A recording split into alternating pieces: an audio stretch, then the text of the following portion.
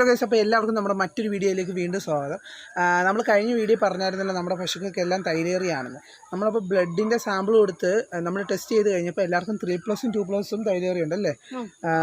3+ഉം 2+ഉം തൈലേറി ഉണ്ട്. അപ്പോൾ അതിനുള്ള വാക്സിനേഷൻ നമ്മൾ ഇന്ന് മുതൽ സ്റ്റാർട്ട് ചെയ്യുകയാണ്. അപ്പോൾ സ്റ്റാർട്ട് ചെയ്ത് എല്ലാ പശുക്കൾക്കും 3 ഡോസ് എടുത്തിട്ടുണ്ട് നമ്മളിപ്പോൾ. അതിന് തൊട്ട് മുമ്പ് അലർജിയുടെ ഇഞ്ചക്ഷനാണ് എല്ലാവർക്കും കൊടുത്തത്. അപ്പം നമ്മൾ ഒട്ടും വിചാരിച്ചില്ല നമ്മുടെ പശുക്കൾക്ക് ഇങ്ങനെ അലർജി പോലെ ഉണ്ടാകുമെന്ന്. കാരണം നേരത്തെ ഒരു ഡോസ് കൊടുത്തതാണ് വന്നപ്പോൾ. അത് കഴിഞ്ഞിട്ട് ഇപ്പോൾ ഒരു പശുവിന് അലർജി പോലെ വന്നിട്ട് കണ്ണിൻ്റെ സൈഡിൻ്റെ പോളയും അതുപോലെ ഈറ്റത്തിൻ്റെ ബാക്ക് സൈഡും പിന്നെ തൊലിയൊക്കെ വളരെ കട്ടിയായിട്ട് ചുരുളാനും തുടങ്ങി. പശു അങ്ങ് തളർന്ന് വീണ് പോയി താഴെ. അപ്പോൾ നമ്മൾ അവളുടെ ഒരു ഇപ്പോഴത്തെ സിറ്റുവേഷനാണ് കാണിക്കാൻ ഉദ്ദേശിച്ചത്. അപ്പം നമ്മുടെ ചാനൽ ആദ്യമായിട്ടാണ് കാണുന്നത്, തീർച്ചയായും സബ്സ്ക്രൈബ് ചെയ്യുക. നമ്മളുടെ വീഡിയോസിനെല്ലാം നല്ല വ്യൂസും കാര്യങ്ങളും എല്ലാം ഉണ്ട്, ലൈക്ക് ഉണ്ട്, പക്ഷെ ആരും സബ്സ്ക്രൈബ് ചെയ്യുന്നില്ല. 10% ആൾക്കാർ മാത്രമേ ഇതുവരെ സബ്സ്ക്രൈബ് ചെയ്യുന്നുള്ളൂ. ബാക്കി 90% ആൾക്കാർ ഇപ്പോഴും സബ്സ്ക്രൈബ് ചെയ്യാതെ ഇരിപ്പുണ്ട്. എല്ലാവരോടേക്കും ഒറ്റ കാര്യം പറയാനുള്ളൂ, എല്ലാവരും സബ്സ്ക്രൈബ് ബട്ടൺ അടിച്ച് പൊട്ടിക്കുക. അതെ. അപ്പോൾ നമ്മുടെ പശുവിൻ്റെ സിറ്റുവേഷനിലോട്ട് പോകാം. ഇപ്പം കുറച്ച് റിക്കവറായിട്ട് വരുന്നുണ്ട്. അതുകൊണ്ട് ഞങ്ങളിപ്പം ഇത്ര നേരം വളരെ ടെൻഷനിലിരിക്കുകയായിരുന്നു.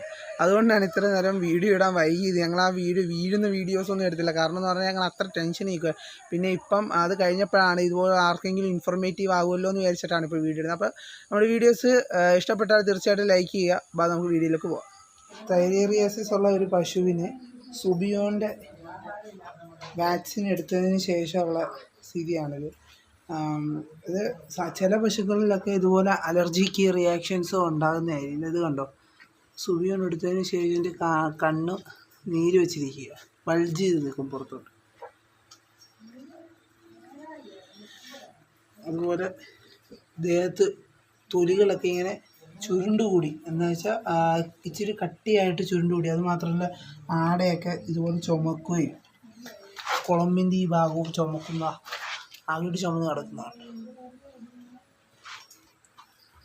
അങ്ങോട്ട് നല്ല രീതിയിൽ ഇവിടെ ചുമന്ന് കിടപ്പുണ്ട്. ദേഹം മൊത്തം ഒരുമാതിരി ചുമപ്പാണ് ഇവിടെ കാണുന്നത്. അതുപോലെ പശുവിൻ്റെ ഈറ്റവും ബൾജ് ചെയ്ത് നിൽക്കുന്നതായിരിക്കും.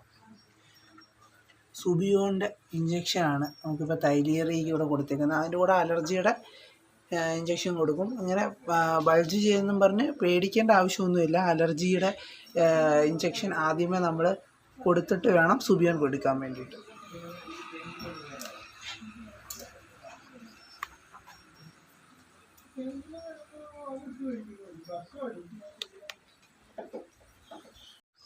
രണ്ട് സൈഡിലും ഇതുപോലെ തന്നെ കണ്ണിനൊക്കെ നല്ല രീതിയിലുള്ള തടിപ്പ് നമുക്ക് കാണാൻ പറ്റും.